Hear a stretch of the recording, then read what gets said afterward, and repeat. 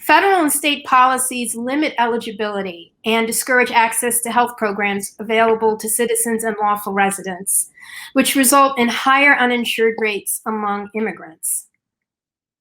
So the question is, as mayor, what types of programs and policies would you champion to maximize enrollment of immigrants and quality insurance coverage that they can also afford? With that, my first, we'll pose this to Ms. Morales.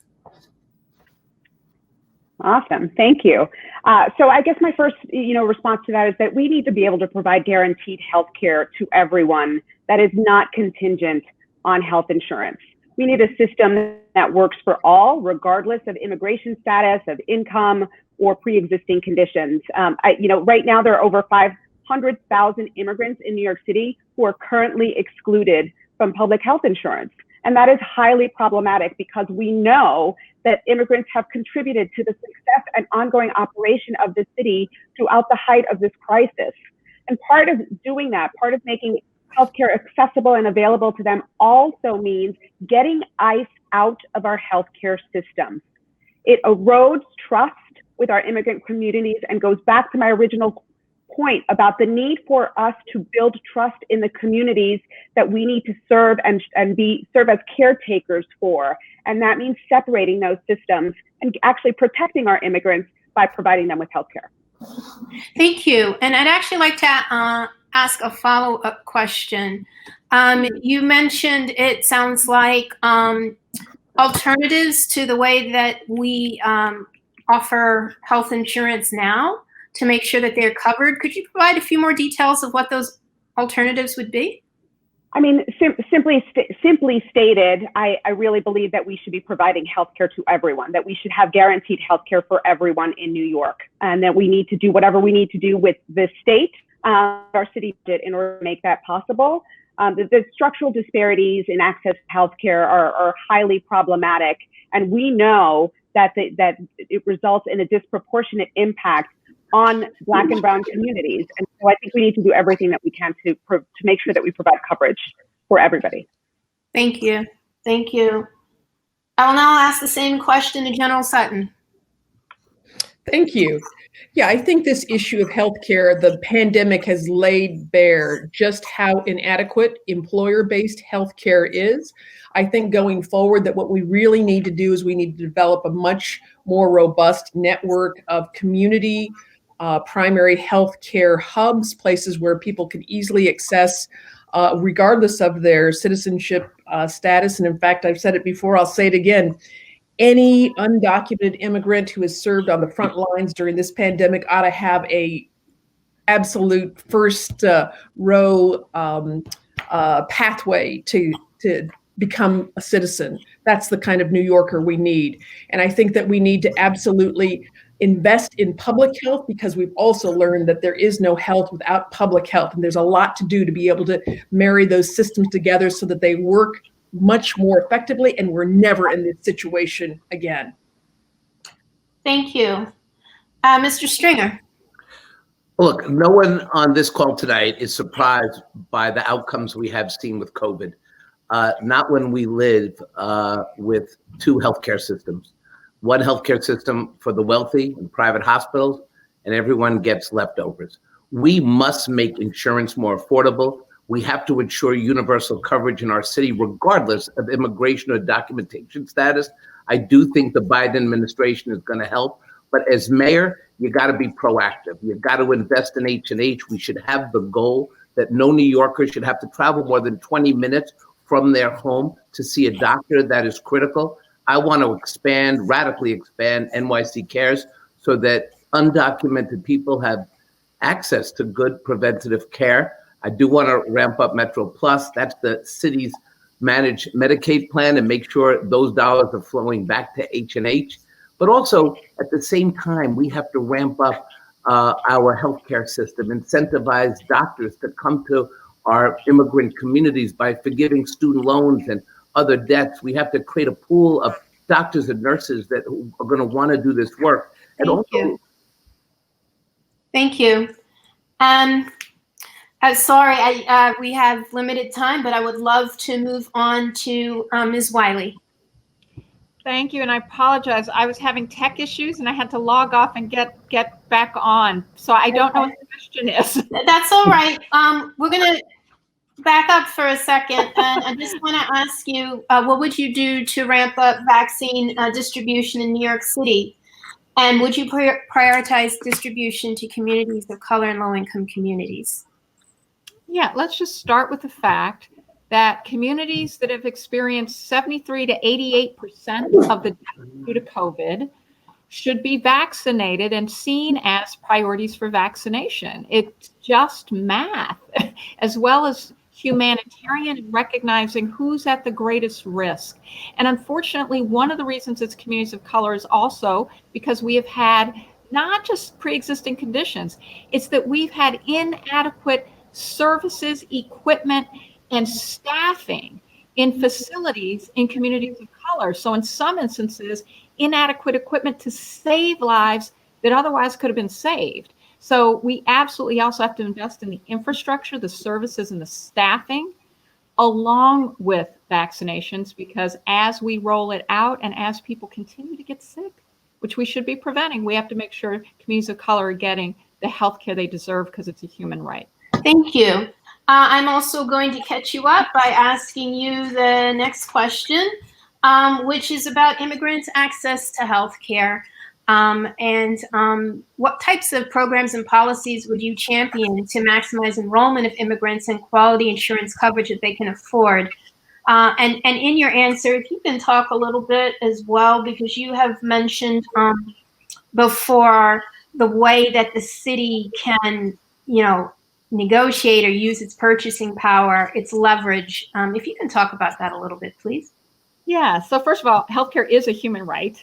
And as someone who, as a civil rights lawyer and advocate, sued to keep maternal and child care beds in Harlem, knows about hospital closures, and also has lobbied on healthcare reform in Congress and the Clinton administration for social justice for healthcare, I will tell you that what we have to do right now as a city is understand that the city has substantial bargaining power. We have 600,000 people who are uninsured. Many of them are undocumented immigrants.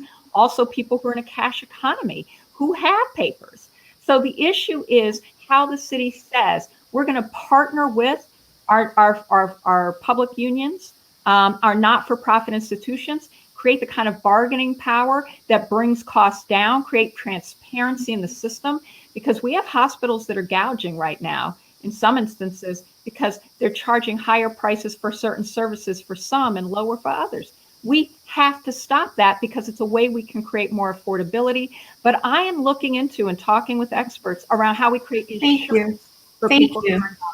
I will get to the question about hospitals. That is coming up. So you will have more time to address that. But now I must move on to the next question. Oh, wait a minute. Is there I'm sorry, Mr. Menchaca. Yeah. I don't mean to skip you. That's okay. That's okay. Thank you so much. So my plans are really rooted in a lot of what community organizations have brought to us. One, we have been funding for a while. We need to expand funding for lawyers to ensure that those who are actually eligible get insured. Once people are insured, we get them stabilized into the healthcare system. That's been an incredible project out of the city council. Two, we have another initiative to fully fund the community health advocates program. This allows for one-on-one engagement with immigrants to understand the system and put them through an incredible access point. Three, adult literacy programs actually allow for immigrants to engage in the healthcare system like nothing before, and that's something that the city council has been championing. Next, we have an incredible opportunity here with the state to bring the supermajority in line with the things that we need here in the city. So there are bills in the Senate that we can pass and in the Assembly that can ensure immigrant healthcare access. Gottfried and Rivera have a bill that can bring a state-funded essential plan for all New Yorkers. Those are the kind of things that we can do, and Make the Road has an incredible plan that I will be championing. Thank you, Sheryl.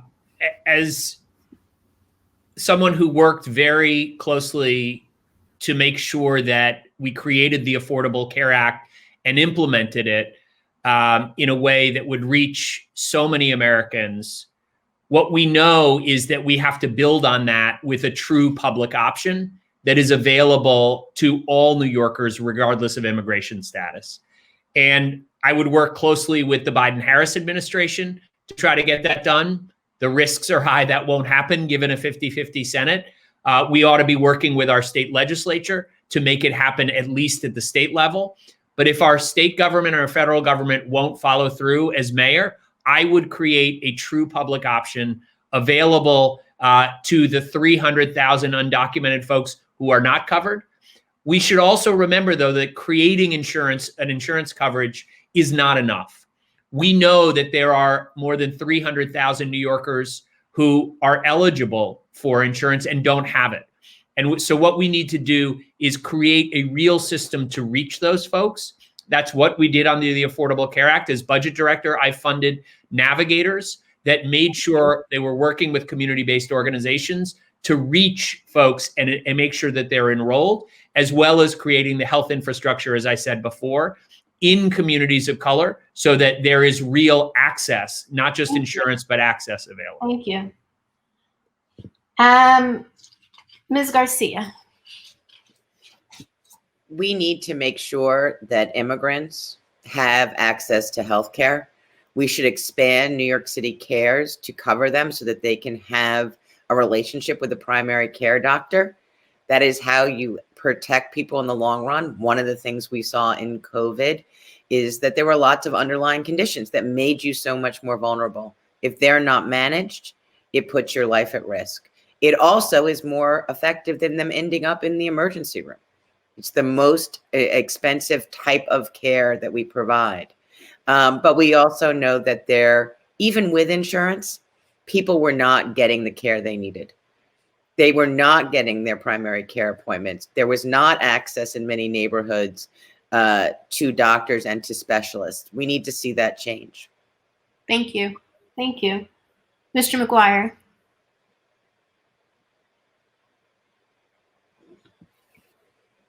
Do we have Mr. McGuire? Sorry, you had me muted. Can you hear me now?